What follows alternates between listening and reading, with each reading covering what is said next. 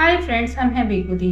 बेकुदी आज इस वीडियो में एक ऐसी संतनी की आपको जानकारी देने आई है जिसके बारे में कहा जाता है कि वो निर्वस्त्र घूमा करती थी। आपने हिंदू समाज में या अन्य समाजों में ऐसे साधु संत जरूर देखे होंगे जो निर्वस्त्र घूमा करते, लेकिन आज मैं एक ऐसी संतनी की बात बताऊंगी जो निर्वस्त्र रहा करती थी, वो भी तब जब वो 14वीं शताब्दी में पैदा हुई थी। आपने कश्मीर में बहुत सारी कविताएं सुनी, हब्बा खातून, अन्नी माल जैसी, लेकिन ललेश्वरी देवी जी का जो महत्व है वो तो बहुत ही अलग है। उनको मुस्लिम लल्ला आरिफ कहते हैं और हिंदू जो लोग हैं पंडित वो उनको ललेश्वरी कहते हैं। जब वो 14वीं शताब्दी में पैदा हुई तो आप सोचते हैं कि उस समय बाल विवाह हुआ करता था, तो उनकी 12वां वर्ष की उम्र में विवाह कर दिया गया था। लेकिन ससुराल की तरफ से, उनके पति की तरफ से बहुत ज्यादा प्रताड़ना मिलने के कारण उन्होंने अपना ससुराल छोड़ दिया था और वो भक्ति में लीन हो गई थी। वो साधु संतों के साथ बीच में रहने लगी। ना उन्हें अपने खाने का भान रहता था, एहसास रहता था, ना ही उन्हें अपने कपड़ों का। वो पहली ऐसी संतनी थी जो उस समय निर्वस्त्र रहा करती। आजकल के टाइम में भी आपने ऐसी कोई संतनी नहीं देखी होगी जो निर्वस्त्र, जिससे अपने कपड़ों का भी एहसास ना रहता हो। कहा जाता है कि जब वो साधु संतों के बीच रह रही थी तो एक दिन वो अपने गुरुओं के साथ जब वो गोष्ठी या फिर भगवत चर्चा करने के बाद वापस जा रही थी तो कुछ बच्चों ने उन्हें रास्ते में तंग किया। क्योंकि वो निर्वस्त्र थी तो बच्चे उनको चिढ़ाने लगे हुए थे। तभी वहां से एक व्यापारी था, वो गुजरा। वो अच्छा भला व्यक्ति था, उसने साधु संतों की काफी सेवा की थी। उसने भी एक कपड़ा जो था वो जो ललेश्वरी देवी था उनको दे दिया।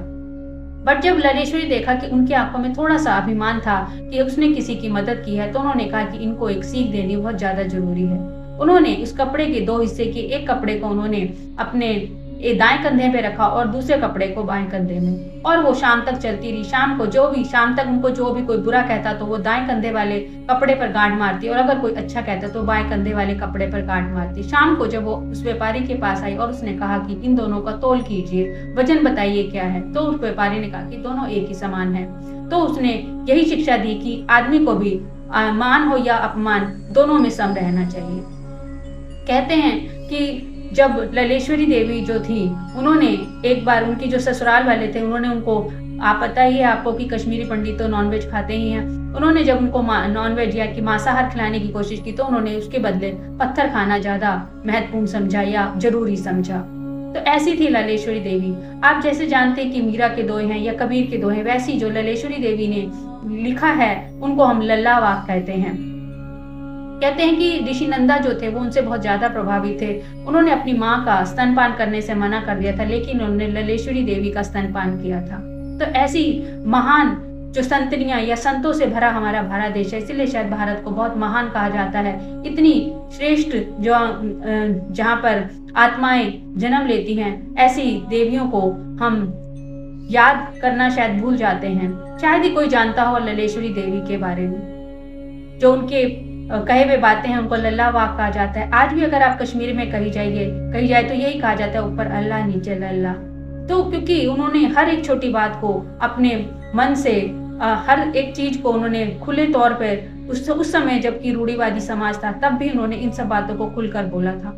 आप खुद सोचिए कि 14वीं शताब्दी में आप अपने ससुराल से छोड़कर चले जाएं तो समाज में कितनी ज्यादा आपको बुराई मिलती है या आपको आलोचना की जाती। लेकिन ललेश्वरी देवी ने बिना किसी की परवाह किए वो ये कहती थी कि मैं अपने शरीर की डोरी से भगवान के पास जाना चाहती हूँ। उसको अपने शरीर की डोरी से भगवान को साथ अपने आप को बांध लेना चाहती हूँ। ऐसी थी ललेश्वरी देवी। तो आशा करती हूँ आप इसके विषय में जानते होंगे। अगर नहीं जानते तो आपको ये जानकारी जरूर अच्छी लगी होगी। तो फ्रेंड्स, अगर आपको मेरी ये जानकारी या ललेश्वरी देवी के बारे में, जो भी एक ऐसी स्त्री जो निर्वस्त्र रही है, एक ऐसी सन्यासी जो भारत की पहली और शायद आखिरी है निर्वस्त्र साधु संतनी थी, जिसके बारे में शायद हम सबको जानना बहुत ज्यादा जरूरी है। तो फ्रेंड्स, आशा करती हूँ आपको मेरा ये वीडियो पसंद आएगा। पसंद आए तो प्लीज मेरे चैनल को सब्सक्राइब कीजिए, लाइक कीजिए, शेयर कीजिए।